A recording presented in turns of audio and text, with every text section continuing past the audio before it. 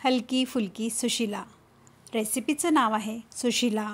करण्यास अगदी सोपी, 10 मिनिटात बनून तयार होईल.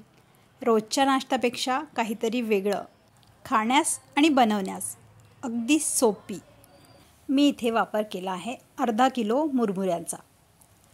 तर भरपूर पाण्याने स्वच्छ मुरमुरे धुवून घ्यायचे आणि गाळून सेपरेट करून घ्यायचे. थोडेसे पसरून मी इथे ठेवले आहेत. त्यानंतर फोडणीसाठी आपल्याला लागणार आहे 2 चमचे तेल. तेल गरम झाल्यावर मुठभर शेंगदाणे मी मस्त लालसर तळून घेतले आहेत. तळून झाल्यावर ते मुरमुऱ्यांवरच मी काढून घेतले आहेत. त्याच तेलामध्ये मी मोहरी छान तडतडू दिली आणि जिरे आणि 2 उभे पातळ चिरलेले कांदे आणि कढीपत्ता एकत्रच फोडणीत घातला आहे.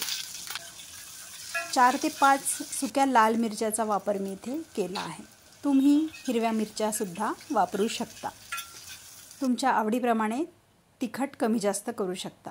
आता थोडीशी हळद घालून मिक्स करून घेतलं आणि भिजवलेले मुरमुरे मी यामध्ये टाकून घेतले. छान एकजीव करून घेतले आहेत. चवीनुसार मीठ आपण इथे टाकून घ्यायचं आणि झाकण ठेवून मंद आचेवर 2 मिनटं वाफ काढून घ्यायची. बघू शकता मस्त वाफाळलेली सुशिला तयार आहे खाण्यासाठी. भरपूर कोथिंबीर आणि हवा तेवढा लिंबू पिळून गरमागरम सर्व करा. लहानांपासून मोठ्यांपर्यंत सर्वांनाच नक्की आवडेल.